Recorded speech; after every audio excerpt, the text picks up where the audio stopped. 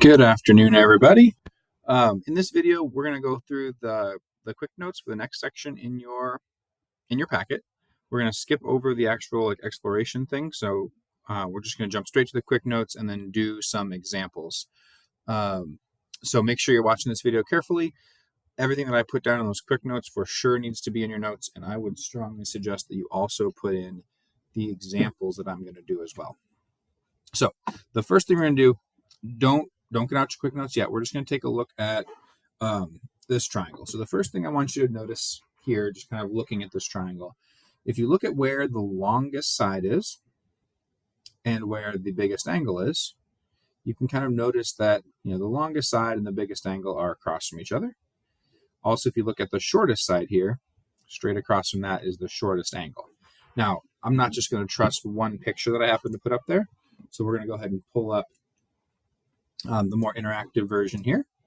And so you can see this will let me drag these around. So even if I change these so where like the green one is now the longest, you can see it's now across from the largest angle. If I, as I make that green side longer and longer and longer, that angle has to open up too. And so hopefully you can kind of start to see, okay, now the red side's the longest, so the red angle has to be the biggest. When you actually kind of look at this, you kind of think, okay, as that red side gets longer and longer and longer, that red angle has to be bigger and bigger and bigger to make that triangle still work. And so the relationship here that we want to look at is the longest side. If you go straight across the triangle to the opposite angle, that's the angle that's going to be the biggest. If you find the shortest side or the smallest angle, those are going to be opposite from each other. It's not a very complicated idea, and I think for most people it's going to be something that makes quite a bit of sense, but it does have some interesting interesting things that we need to know because of that. So in our quick notes, we're going to go ahead and write this one down. If you want, there's the fancy name for this one, or the name that we're going to use is called the side angle inequality.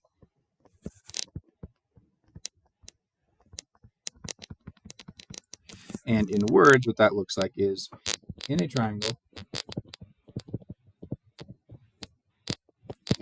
the longest side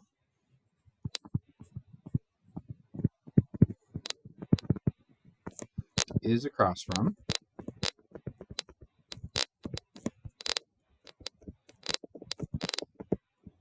the biggest angle.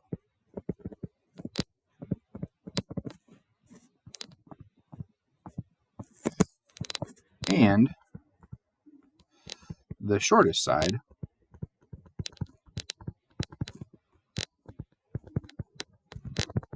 is across from the smallest angle.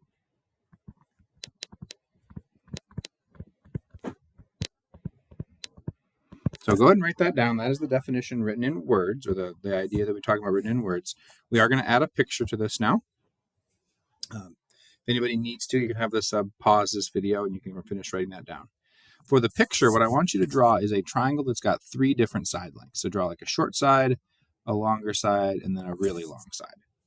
And I want you just to kind of go ahead and, on your paper, maybe just label these, like call this one 3, call this one 5, and call this one 7, something like that.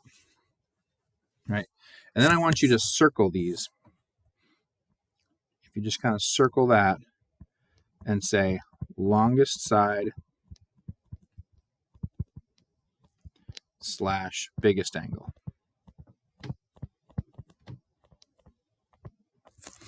And then go in the other direction. I'm going to color code this. If you want, you certainly are welcome to color code. And then I'm just going to go ahead and write this. Shortest side, smallest angle.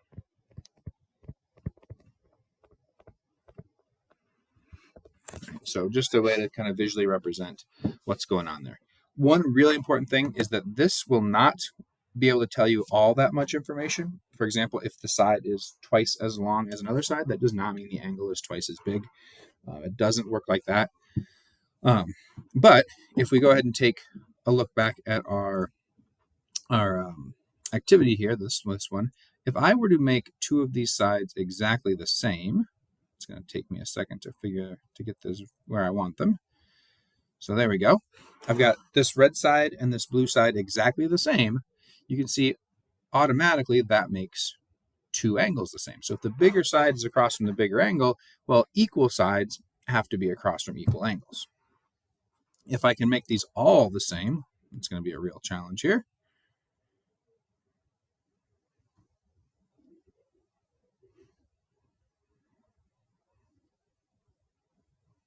Can I do it?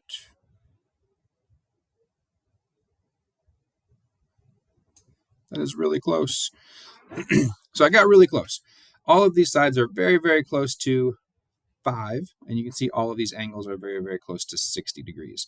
So if you could imagine, if I could actually get those all perfectly to be 5, all of those angles would have to be the same. So the other thing that I want you to write down on your notes is that equal sides are across from equal angles.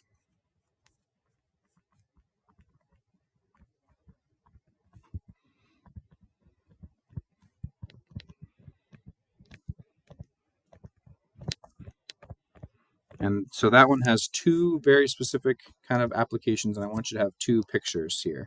If I have an isosceles triangle with two equal sides, then I also have two equal angles, right? So two equal sides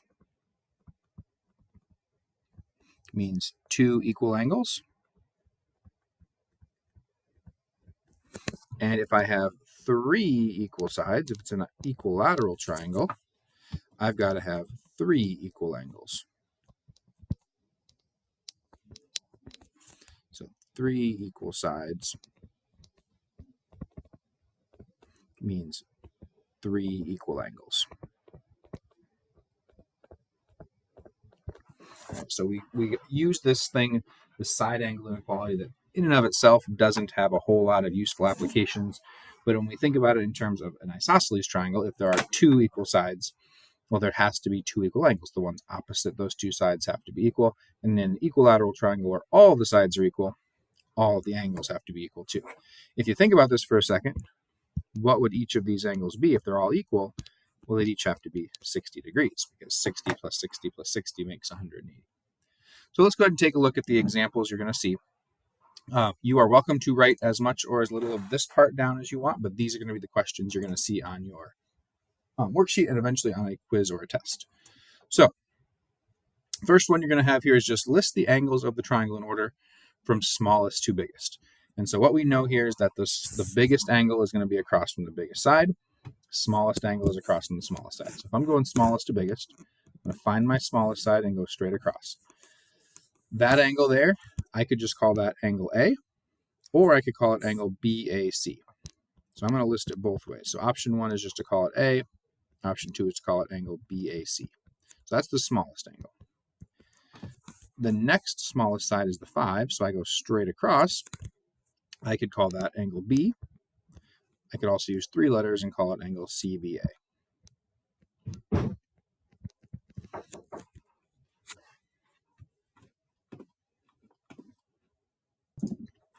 And then if I wanted to find the biggest side, I would just go for, if I want to find the biggest angle, I'd find the biggest side. Straight across has to be the biggest angle. So angle C is the biggest. Or I could call that like angle ACB, right, using 3 letters. If it's just a triangle like this where there's just A, B, and C, you're welcome to just use the single letter. But remember, 3 letters is the way we normally label angles. If we can do that, we can also go the other way. So this one says list the sides of the triangle in order from smallest to biggest. Now, one thing you'll notice here is we are missing one of those angles. We need to use our triangle sum conjecture first. So that I know that if I took those angles, 80 plus 60 plus, I can put an X in there if I want, or I could call it angle C. That has to equal 180. 80 plus 60 is 140. And so I know if I subtract 140 from 180, angle C has to be 40 degrees. You could probably, most of you, do that without writing it down. That is just me showing you kind of what is happening in the background there. If you could say, oh, I know that's 180, I'm going to subtract 80, subtract 60, and see what's left on my calculator, go for that. So now that we've got our three angles, if we want the smallest side, we're going to look for the smallest angle and go straight across. This is side AB. It's a line segment, so I list it as AB with the little line segment. That's the smallest one. Then I find the next smallest angle, straight across is AC. So I list it like that. Biggest angle is 80, straight across is BC. So those are my angles, my sides in order from smallest to biggest. And then my last one here, this is using the ideas that we just talked about kind of at the end there. If I know that all three sides are equal, and you can see that on the shape there, if all three sides are equal, that means all three angles are equal, which more importantly means if they're all equal, they all have to be 60, because 60, 60, 60, and 60 makes 180. So if I wanted to solve for x, I could do that right there by just saying I know that 5x has to equal 60 degrees. I could divide by 5, and I know that x equals 12. If I wanted to find y, I could actually use either one of those. Let's just use this one. I know that 3y plus 9 has to equal 60 degrees. So I'll solve that equation, minus 9 minus 9. 3y equals 51. And then I can divide by 3 on both sides to get what y equals. I believe that's 17. You should double check me on that one just to make sure that I did my division right. So if we've got an equilateral triangle, we know that all three angles are equal. On your homework today, I believe you've got some that have an isosceles triangle. So you've got two equal sides, and that would tell you that those two opposite angles have to be equal. So look for that one on the worksheet today. So the rest of this class period is for you to work on the worksheet. If you need to go back and look at any of the notes from this video, I will post this onto the Canvas page as well, so you can look back at that if you missed anything. But the rest of the class time is to work on the review.